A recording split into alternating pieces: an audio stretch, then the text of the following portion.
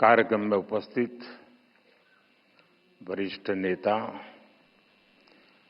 श्रीमान शरद पवार जी, महाराष्ट्र के लोकप्रिय मुख्यमंत्री श्री देवेंद्र फडणवीस जी, अखिल भारतीय मराठी साहित्य सम्मेलन के अध्यक्ष डॉक्टर तारा भवालकर जी,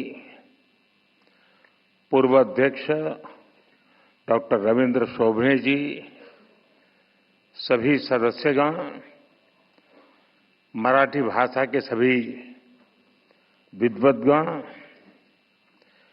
और उपस्थित भाई और बहनों, अभी डॉक्टर तारा जी का भाषण पूरा हुआ तो मैंने ऐसे ही कहा फार छान।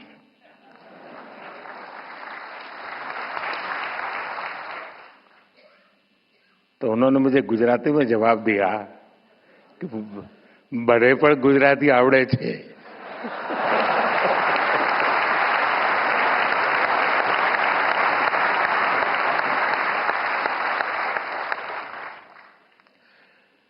देशाच्या आर्थिक राजधानीच्या राज्यातून देशाच्या राजधानीत आलेल्या सर्व मराठी सारस्वतांना माझा नमस्कार।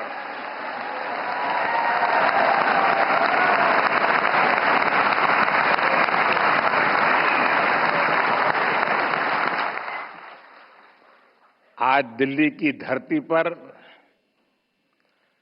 मराठी भाषा के इस गौरवशाली कार्यक्रम का आयोजन हो रहा है।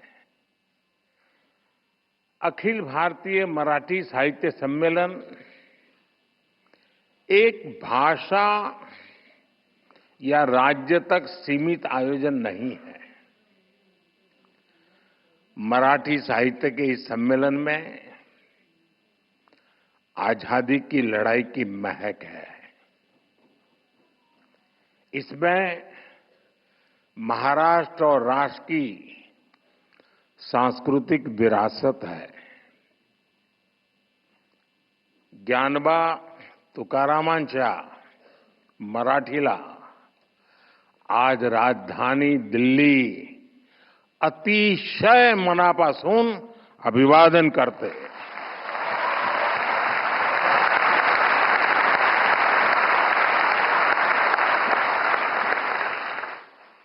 भाइयों बहनों, 1878 में पहले आयोजन से लेकर अब तक अखिल भारतीय मराठी साहित्य सम्मेलन देश की 147 वर्षों की यात्रा का साक्षी रहा है। महादेव गोविंद रानडे जी, हरिनारायण आप्टे जी, माधव श्रीहरि अणे जी, शिवराम परांजपे जी, वीर सावरकर जी, देश की कितनी ही महान विभूतियों ने इसकी अध्यक्षता की है। शरद जी के आमंत्रण पर आज मुझे इस गौरवपूर्ण परंपरा से जुड़ने का अवसर मिल रहा है।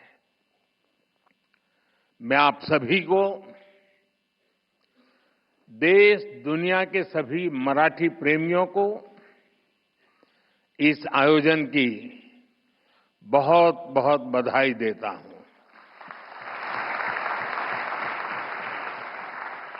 आणि आज तर जागतिक मातृभाषा दिवस आहे। तुम्ही दिल्लीतील साहित्य संमेलनासाठी दिवस सुद्धा अतिशय चांगला निवडला।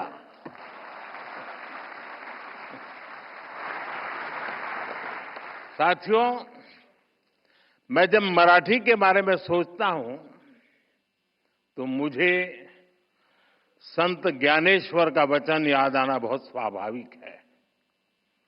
माझ्या मराठीची बोलू कौतुके, परी अमृता तेही पैजासी जिंके। यानी मराठी भाषा अमृत से भी बढ़कर मीठी है। इसलिए मराठी भाषा और मराठी संस्कृति के प्रति मेरा जो प्रेम है, आप सब उससे भली भांति परिचित है। मैं आप विद्वानों की तरह मराठी में उतना प्रवीण तो नहीं हूं, लेकिन मराठी बोलने का प्रयास, मराठी के नए शब्दों को सीखने की कोशिश मैंने निरंतर की है। साथियों, ये मराठी सम्मेलन एक ऐसे समय हो रहा है जब छत्रपति शिवाजी महाराज के राज्याभिषेक के 350 वर्ष पूरे हुए हैं, जब पुण्य श्लोक अहिल्याबाई होलकर जी की जन्म जयंती के 300 वर्ष हुए हैं, और कुछ ही समय पहले बाबा साहब अम्बेडकर के प्रयासों से बने हमारे संविधान ने भी अपने 75 वर्ष पूरे किए हैं। साथियों, आज हम इस बात पर भी गर्व करेंगे कि महाराष्ट्र की धरती पर मराठी भाषी एक महापुरुष ने 100 वर्ष पहले राष्ट्रीय स्वयंसेवक संघ का बीज बोया था। आज ये एक वटवृक्ष के रूप में अपना शताब्दी वर्ष मना रहा है। वेद से विवेकानंद तक भारत की महान परंपरा और संस्कृति को नई पीढ़ी तक पहुंचाने का एक संस्कार यज्ञ राष्ट्रीय स्वयंसेवक संघ पिछले 100 वर्ष से चला रहा है। मेरा सौभाग्य है कि मेरे जैसे लाखों लोगों को आरएसएस ने देश के लिए जीने की प्रेरणा दी है, और संघ के ही कारण मुझे मराठी भाषा और मराठी परंपरा से जुड़ने का भी सौभाग्य प्राप्त हुआ। इसी कालखंड में कुछ महीने पहले मराठी भाषा को अभिजात भाषा का दर्जा दिया गया है।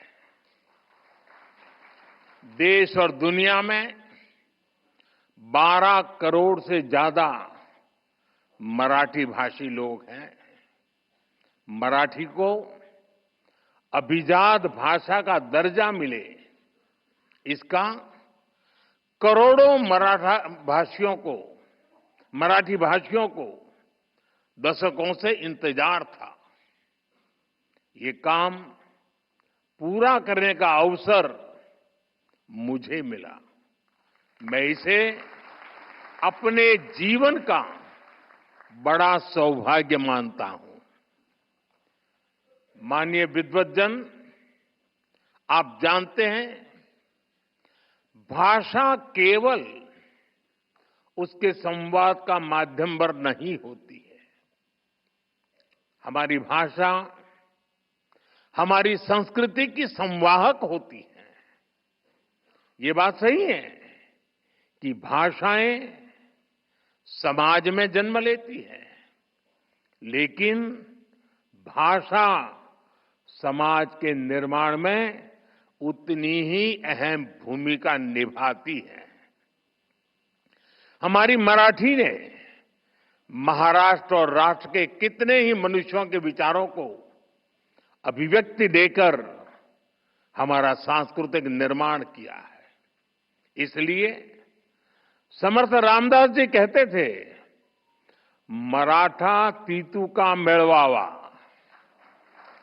महाराष्ट्र धर्म वाढवावा, आहे तितके जतन करावे, पुढे आणीक मिळवावे, महाराष्ट्र राज्य करावे. जिकडे तिकडे मराठी एक संपूर्ण भाषा है. इसलिए मराठी में शूरता भी है, वीरता भी है. मराठी में सौंदर्य भी है, संवेदना भी है, समानता भी है, समरसता भी है. इसमें आध्यात्म के स्वर भी है और आधुनिकता की लहर भी है. मराठी में भक्ति भी है, शक्ति भी है और युक्ति भी है. आप देखिए, जब भारत को आध्यात्मिक ऊर्जा की जरूरत हुई तो महाराष्ट्र के महान संतों ने ऋषियों के ज्ञान को मराठी भाषा में सुलभ कराया. संत ज्ञानेश्वर, संत तुकाराम, संत रामदास, संत नामदेव, संत तुकडोजी महाराज, गाडगे बाबा, गोरा कुमार और बहिणाबाई, महाराष्ट्र के कितने ही संतों ने भक्ति आंदोलन के जरिए मराठी भाषा में समाज को नई दिशा दिखाई. आधुनिक समय में भी गजानन दिगंबर माडगुलकर और सुधीर फड़के की गीत रामायण ने जो प्रभाव डाला वो हम सब जानते हैं. साथियों, गुलामी के सैकड़ों वर्षों के लंबे कालखंड में मराठी भाषा आक्रांताओं से मुक्ति का भी जयघोष बनी. छत्रपति शिवाजी महाराज, संभाजी महाराज और बाजीराव पेशवा जैसे वीर मराठा वीरों ने दुश्मनों को नाको चने चबाना दिए, उनको मजबूर कर दिया. आजादी की लड़ाई में वासुदेव बलवंत फड़के, लोकमान्य तिलक और वीर सावरकर जैसे सेनानियों ने अंग्रेजों की नींद उड़ा दी.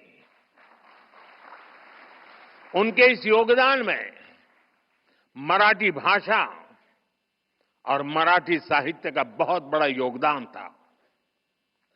केसरी और मराठा जैसे समाचार पत्र, कवि गोविंदाग्रज जी की ओजस्वी कविताएं, राम गणेश गडकरी के नाटक, मराठी साहित्य से राष्ट्र प्रेम की जो धारा निकली उसने पूरे देश में आजादी के आंदोलन को सींचने का काम किया. लोकमान्य तिलक ने गीता रहस्य भी मराठी में ही लिखी थी, लेकिन उनकी इस मराठी रचना ने पूरे देश में एक नई ऊर्जा भर दी थी. साथियों, मराठी भाषा और मराठी साहित्य ने समाज के शोषित, वंचित वर्ग के लिए सामाजिक मुक्ति के द्वार खोलने का भी अद्भुत काम किया है. ज्योतिबा फुले, सावित्रीबाई फुले, महर्षि कर्वे, बाबा साहब आंबेडकर, ऐसे कितने ही महान समाज सुधारकों ने मराठी भाषा में नए युग की सोच को सींचने का काम किया था. देश में मराठी भाषा ने बहुत समृद्ध दलित साहित्य भी हमें दिया है. अपने आधुनिक चिंतन के कारण मराठी साहित्य में विज्ञान कथाओं की भी रचनाएं हुई है. अतीत में भी आयुर्वेद, विज्ञान और तर्कशास्त्र में महाराष्ट्र के लोगों ने अद्भुत योगदान दिया है. इसी संस्कृति के कारण महाराष्ट्र ने हमेशा नए विचारों और प्रतिभाओं को भी आमंत्रित किया और महाराष्ट्र ने इतनी प्रगति की है। हमारी मुंबई महाराष्ट्र ही नहीं बल्कि पूरे देश की आर्थिक राजधानी बनकर उभरी है। और भाइयों बहनों, जब मुंबई का जिक्र आया है तो फिल्मों के बिना न साहित्य की बात पूरी होगी और न मुंबई की। ये महाराष्ट्र और मुंबई ही है जिसने मराठी फिल्मों के साथ साथ हिंदी सिनेमा को ये ऊंचाई दी है। और इन दिनों तो छावा की धूम मची हुई थी।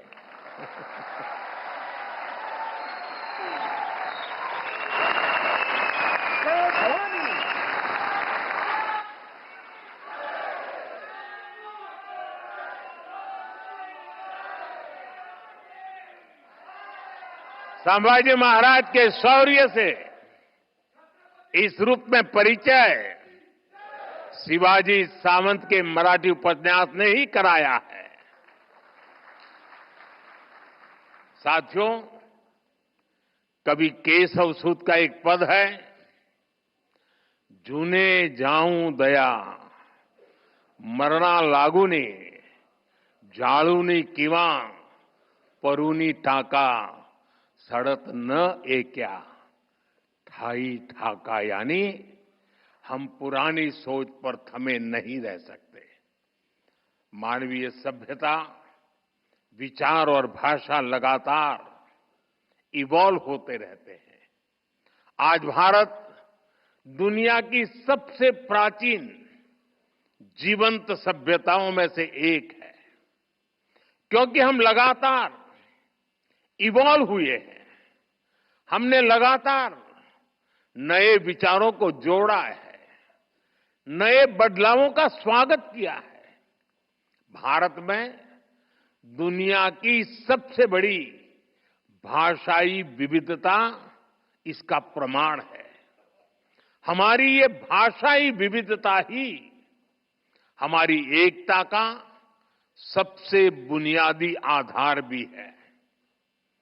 मराठी खुद इसका सबसे बड़ा उदाहरण है, क्योंकि हमारी भाषा उस मां की तरह होती है जो अपने बच्चों को नए से नया, अधिक से अधिक ज्ञान देना चाहती है।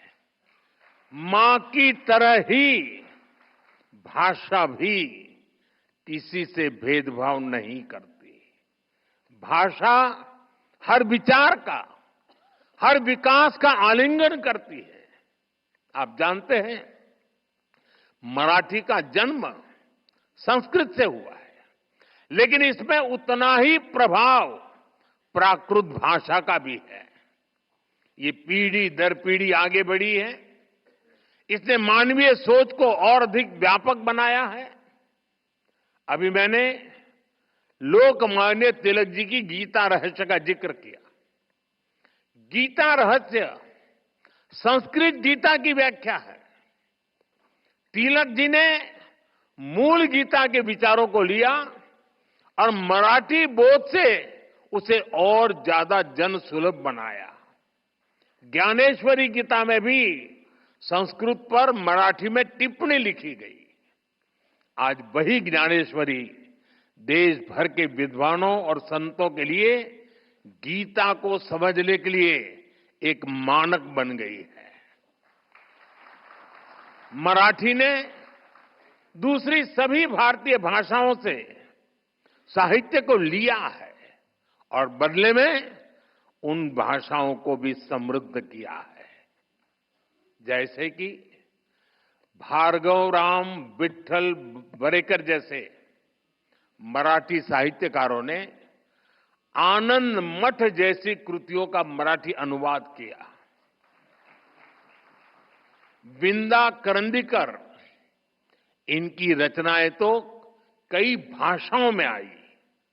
उन्होंने पन्नाधाय, दुर्गावती और रानी पद्मिनी के जीवन को आधार बनाकर रचनाएं लिखी।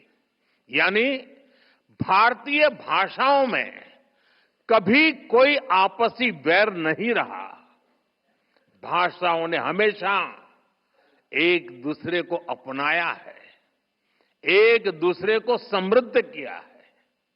साथियों, कई बार जब भाषा के नाम पर भेद डालने की कोशिश की जाते हैं तो हमारी भाषाओं की साझी विरासत ही उसका सही जवाब देती है। इन भ्रमों से दूर रहकर भाषाओं को समृद्ध करना, उन्हें अपनाना, ये हम सबका सामूहिक दायित्व है। इसलिए आज हम देश की सभी भाषाओं को मेन स्ट्रीम लैंग्वेज के रूप में देख रहे हैं। हम मराठी समेत सभी प्रमुख भाषाओं में शिक्षा को बढ़ावा दे रहे हैं। अब महाराष्ट्र के युवा मराठी में हायर एजुकेशन, इंजीनियरिंग और मेडिकल की पढ़ाई वहां का युवा आसानी से कर सकेंगे। अंग्रेजी न जानने के कारण प्रतिभाओं की उपेक्षा करने वाली सोच को हमने बदल दिया है। साथियों, हम सब कहते हैं कि हमारा साहित्य समाज का दर्पण होता है। साहित्य समाज का पथ प्रदर्शक भी होता है।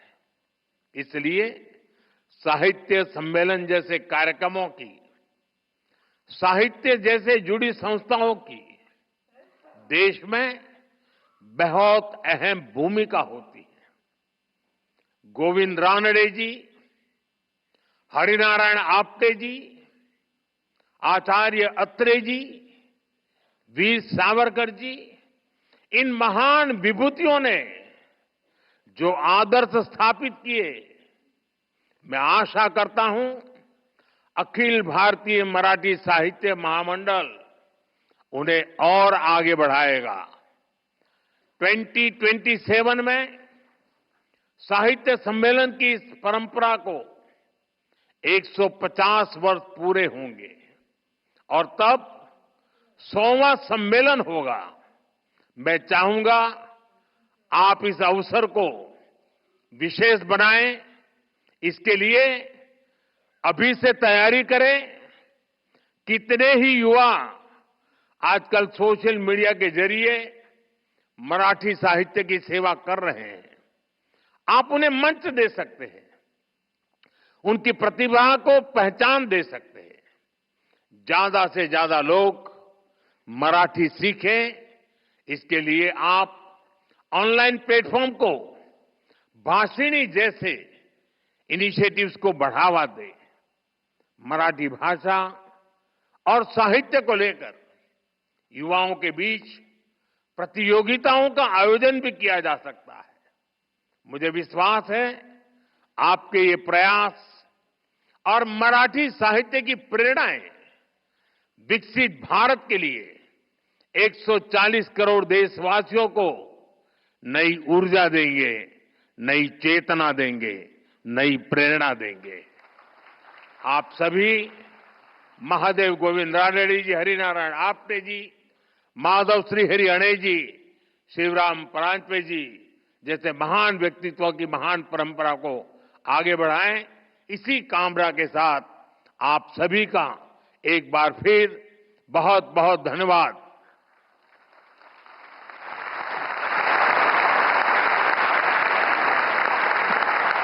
For more such videos, subscribe to the NewsX YouTube channel, hit the bell icon.